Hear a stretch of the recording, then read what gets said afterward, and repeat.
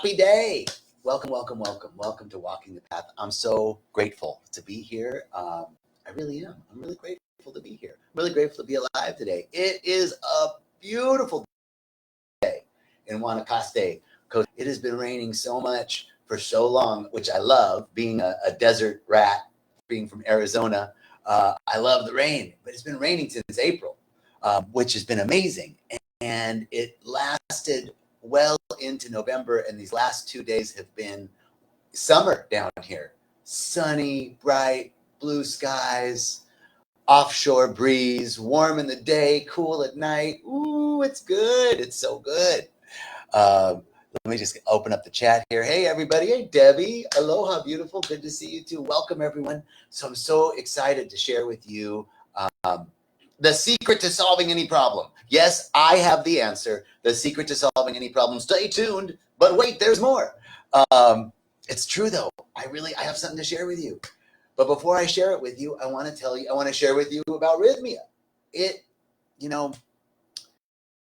is amazing. It is a truly amazing place to see week after week the transformation that takes place. To see week after week people coming in on Saturday and Sunday like, oh, what did I do? I don't think I made the choice. And then Monday, even a little bit more scared. Some people are excited, some people are scared. And then the people are in ceremonies Monday, Tuesday, Wednesday, the ups, the downs, all of it. It's each group is unique, but there's certain patterns every week, right? There's every week. Hey, Diego, good to see you. And these patterns, you see people wanting to leave because they're pushing up against something. That's what I talk to people about when they're like, I don't think, last night was tough. I can't do it. And you're like, I know that you're going to be so in love with life and with yourself and with everything by Friday, but you got to push through this. And the very thing that's stopping people in the retreat is the thing that's stopping people in life, right? The retreat, is a parallel experience to your life, right? The things that are triggering you in life are going to come up and trigger you in the retreat. So when you feel that, like we've all felt it before in our lives, when my back is against the wall, I can't take it anymore. There's no way, I'm giving up, right? We've been in those moments. I just want to give up, but we didn't. And what happened? We were on the verge of a huge transformation. And on the other side of that transformation, we're a different person. And if I would have known before what I would have had to go through, I wouldn't have wanted to do it, right? But I did it. You did it. We did it. All of us have had this experience in life, and we're different on the other side. So we know from experience. Each of us has had this experience. I know it because it's one of the most human experiences of wanting to give up, feeling like you can't go on, but you had to. There was no way out, right? You had to go forward. You were in the middle of a situation. Something happened and you couldn't change it. You had to accept what was going on and you made it through. And that was a huge transformation, even though there was resistance. That's what's happening sometimes at Rhythmia. And I love it. It means they're on the verge of a huge shift in their lives. And this is what happens every week. So tonight's Thursday. People are ready to go in. It's the last ceremony. They've done 3 ceremonies. Last night was the Divine Feminine ceremony when we merge and harmonize the masculine and feminine energies within us. Live music, amazing. And then tonight is an amazing Colombian tradition ceremony that we do every Thursday with Yahe. And by tomorrow, man, people are like, love everything. I'm just in love. I'm in love with life. I love you. I love me. I love the trees. I love the birds. I love the bees. I love that ant right there. Oh my God. I love couches. I love lights. I'm so grateful for this computer, this telephone, and the technology. Oh my God. This is this sense of gratitude and peace come when you come back to a state of wholeness, when you come back to being centered within yourself, not being so distracted about what other people think and trying to make sure that I do the right thing in order to fit in. Many things have I done in my life to fit in, to feel like I belong. all those weird contortions that didn't feel right, but I did them anyway because I wanted to belong. I wanted to feel enough. I wanted to feel safe. I wanted to feel loved. And we've all done it, right? We've all done it. This is the unlearning that happens at Rhythmia. What an amazing week. So you might want to, if you have any questions, call the number that's on the screen on the restream for for Instagram Live people. You don't have the number, but the rest of the folks do. Call, find out. Okay, now how to solve any problem. How to solve any problem. Hey, everybody. So good to see you in the Instagram world. So good to see you in the YouTube world, in the Facebook world, on Rhythmia's Facebook page, on my Facebook page, and my YouTube, Rhythmia's YouTube, Instagram. We're just trying to get the word out. And the word of the day is, how do we solve any problem? You know, Einstein says, you've heard the quote before, it's a famous quotation, that we can't solve the problem at the level of the problem. In essence, you can't use the same thinking that got you into the problem to get you out of the problem, right?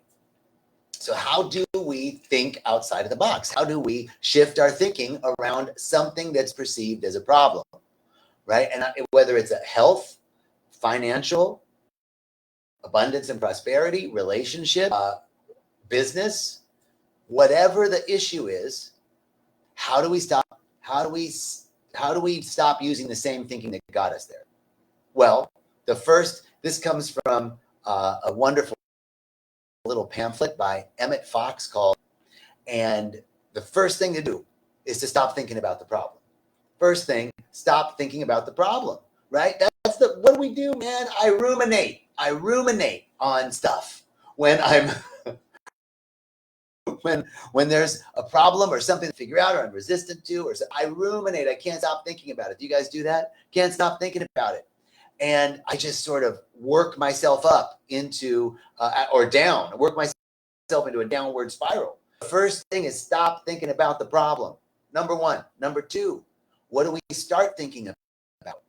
We start thinking of solutions. We start thinking about answers. Okay, but I don't know the solution. I don't know the answer. That's okay. We just start thinking about answers. Like, I know there's a solution. I can't see it now, but I know it's here. That sounds a little woo-woo. No, not at all. Think about a rock climber. If I'm not a rock climber. If people that climb rocks look at a cliff face on a mountain, they can see a way. I can't see a way. I'll be like, no fucking way. I'm not climbing that shit, right? But someone who is trained can see it. So it's there. Just because I can't see it doesn't mean it's not there. So the same way, there's a problem. I can't get up that mountain. I don't want to get up that mountain. I'll go around the backside. I'm not climbing up that cliff face. But if that were the case, I only had one way up, right? I know there's a solution there. Maybe it's not. Maybe it is going around the backside. But there's a way to get up that mountain. There's a way to get up that hill. And I might not be able to see it right now, but I have to think about the fact and believe that there is a solution. That there is a solution. This is the first step. You got to believe it's possible to solve this issue. You got to believe that there's a resolution. You got to believe with all your heart and all your soul that it's not always going to be this way. That's the other thing that we do. Get ourselves stuck in this downward spiral because I think I'm never going to get out of this. It's always going to be this way. I mean, I don't think that, but that's the assumption. If I examine my thinking, there's an assumption there that says, I don't see this ending. You know, we get this myopathy, kind of, it's called tunnel vision, right? So we stop thinking about the problem. We start thinking about solutions. I know there's a solution out there. This is a prayer, right? Words have power. So I say a prayer. What's my prayer? Prayer doesn't have to be, oh God, you are so very big and I'm so terribly small. No, we're not praying to anything outside of ourselves. We're not praying to some, person in the sky. We are praying from an awareness that we're already one with it. We're praying from an awareness that there's a solution, that there's an answer. I can't see it. Doesn't mean that it's not there. Just because I can't see it doesn't mean it's not there. So the prayer is, let me see it. Simple. First of all, be grateful. We got to get into gratitude. I'm so grateful that the Walking the Path Facebook and Instagram Live, so I know how to do this. I'm so grateful. Or I'm so grateful to be alive today. I'm so grateful for the sun shining today. I'm so grateful for the food that I ate today. I'm so grateful. Get into that gratitude. Think of something you're grateful for. Then think about the solution. I know there's a solution here. Let me see it. That's the prayer. Then what do you do next? You start thinking about bliss. You start thinking about joy.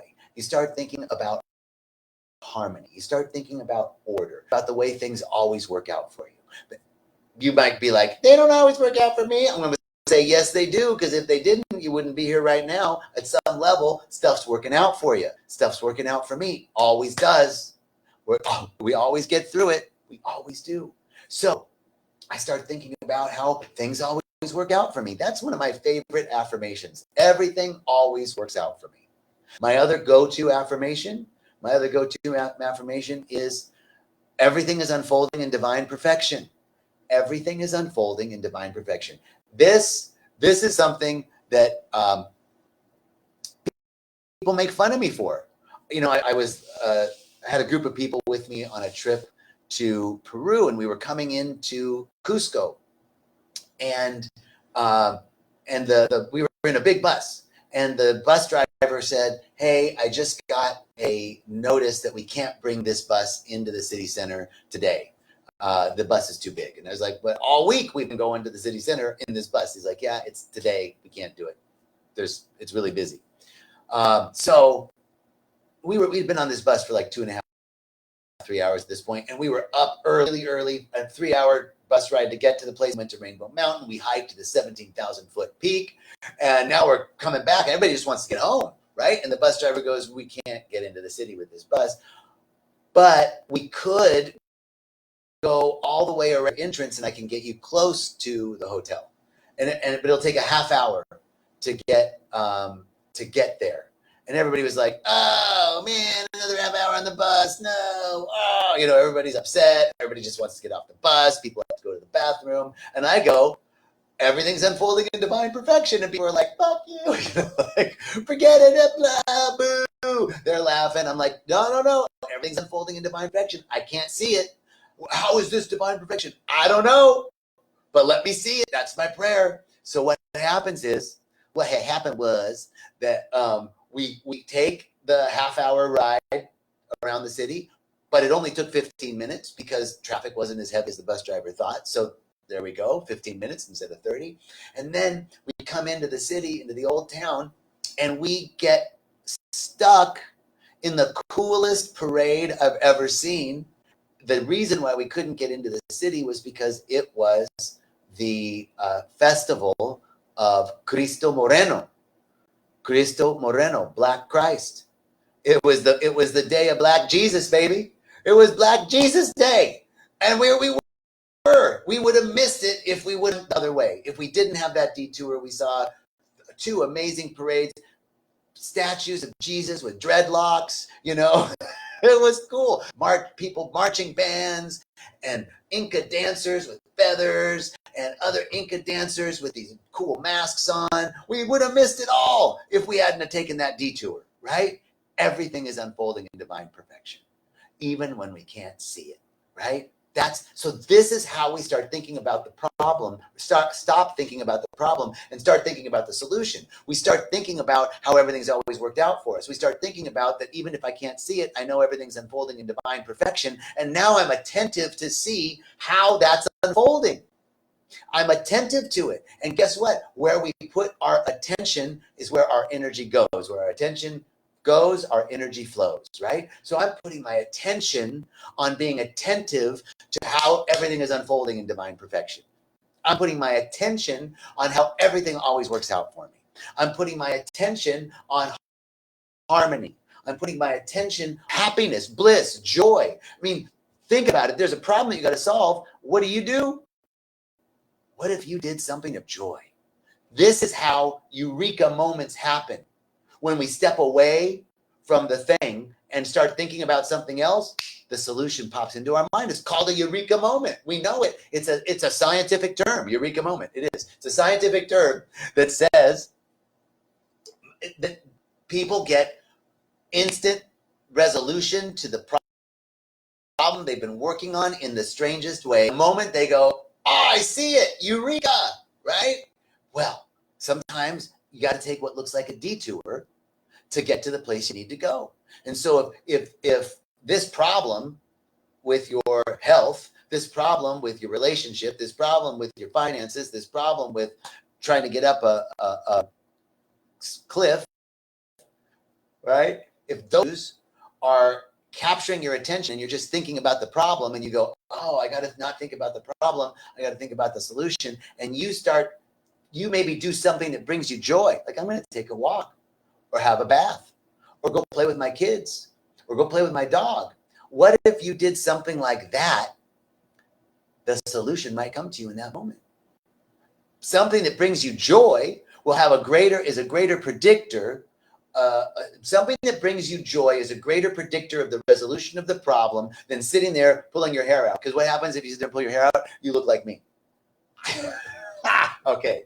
So there you go. There's the answer to solving any problem. Stop thinking about the problem and go do something that makes you happy. Stop thinking about the problem and start thinking about how everything always works out for you. Stop thinking about the problem, about the solution. Start thinking about how everything's unfolding in divine perfection, even though I can't see it. Think about that in your life. Anchor the moments of high resolve in your life where something happened like this. Anchor the moment in your life where you thought it was bad and it ended up good. Do you have a story like that? I know you have a story. You thought it was bad and it ended up good. And you wouldn't have gotten to the good unless you had that thing that looked like it was something bad happening. How many times has that happened to you? Think about those things. Recall them. Remember them. So that when the next thing happens, you go, oh, yeah, you know what? I've been here before. I know how this works. I stop thinking about the problem and I start thinking about solutions. I trust and believe with all my heart and all my soul that there's an answer, even though I can't see it. The solution is there. This is thinking about the solution. This is thinking about the answer and the resolution. And then do something that brings you joy. Do something that makes you happy. Do something that releases stress. Do something that distracts you from rumination and opens up your mind, right? Creating a place of receptivity within you, because there is a unified field of all solutions and all answers. There is a place. There's a place, y'all. What's that song? I'll take you there. Ain't nobody crying. I'll take you there, right? There's a place where every answer, every question has an answer. There's a place where every problem has a solution. It's called the realm of God. It's called the unified mind. It's called the unified universal mind. It's called the presence. There is a vibrational frequency of answers and solutions. We just have to connect with it. That's it. How do we connect with it? By stop thinking about the density of the problem. Ain't nobody worried. That's it, Debbie Fernandez. Ain't nobody worried. They ain't thinking about no problems. I'll take you there. I met her. I met that lady.